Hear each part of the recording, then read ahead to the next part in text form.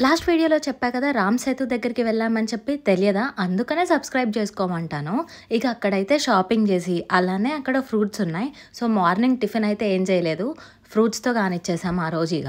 అలా ఆడ నుంచి మళ్ళీ ధనుష్ కోడికైతే రిటర్న్ అయ్యాము. అది ధనుష్ కోటి కాదంట. నేను బోర్డ్ మీద చూస్తే ధనుష్ కోడి అని ఉంది. ఆడ బోర్డ్ చదవనంత వరకు నేను కూడా ధనుష్ కోటి అనే ఫిక్స్ అయ్యాను. మీలో ఎంతమంది అలానే ఫిక్స్ అయ్యారో కామెంట్ చేయండి చూద్దాము. చూసారు కదా రోడ్ జర్నీ అయితే అద్దిరిపోయింది. ఒక 15 కిలోమీటర్స్ వరకు. అంటే లెఫ్ట్ సైడ్ బీచే, రైట్ సైడ్ బీచే. ఉట్టి మన రోడ్ తప్ప అక్కడ ఇంకే ల్యాండ్ లేదు.